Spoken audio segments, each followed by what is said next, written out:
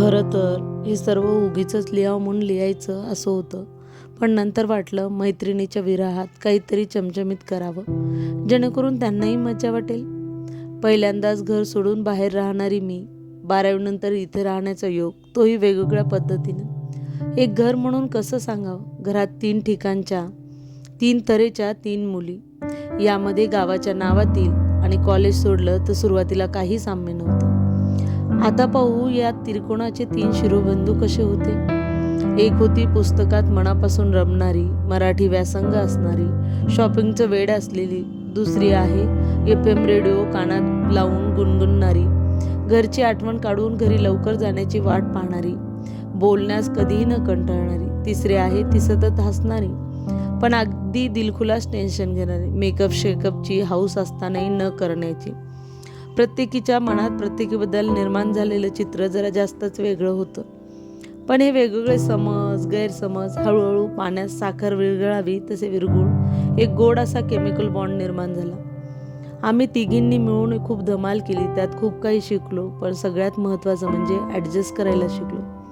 सौंदर्यशास्त्रातील face pack, गुलाब पाणी, मेहंदी, डाय याचे कधीतरी कुटाणे होऊ लागले. रात्री 2-3 वाजता गप्पांचा मूड आला की 2 बेड एकत्र होण्याचे काम होऊ लागले.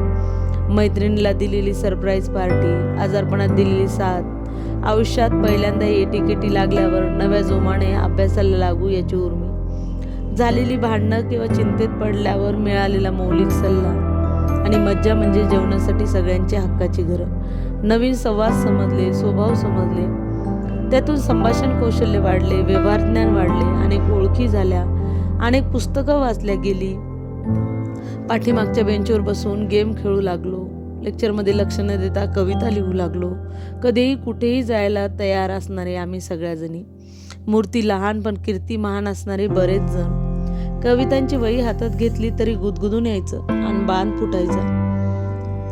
गोदावरी पुलावरून जाताना कधी कधी अंत्यविधी व्हायचे. मग त्या जळणाऱ्या प्रेताचा येणारा विचित्र वास, जळालेल्या चपात्यांचा खुरपूस वास, आम्ही लावलेल्या परफ्यूमचा उग्र वास, न धुतलेल्या जेवणाच्या डब्याचा उग्र तीव्र वास, सरांच्या केबिनमधला वास, मधुबनमधली आठवण, मित्रत्वाच्या खोल अर्थाचा परिस्पर्श माझ्या गंजलेल्या जगण्याला झाला. माझ्यावर मोठ्या भावाप्रमाणे माया करणारे आठवले, पण सतत अडचणीत वावरणारे, तडजोडी करणारे.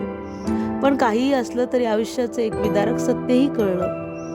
माणूस हा नेहमी एकटाच असतो. आधार द्यायला आपली माणसं नक्कीच असतात, पण आयुष्याची लढाई मात्र एकट्याला लढावी लागते. भोग हे भोगावेच लागतात. छोट्या गोष्टीसाठी काहीतरी किंमत मोजावीच लागते. आयुष्यभर पुरेल एवढा आनंद आणि आठवणी देणारे हेच दिवस स्वतःची ओळख करवतात आणि घडवतातही. त्या दिवसाची ही यादगार सफर, ही घराबाहेरचं जग सगळंच शिकवतं. डोळ्यात पाणी आणि मनात दुःख, वेदना, तरी ते दिवस हवेसे वाटतात.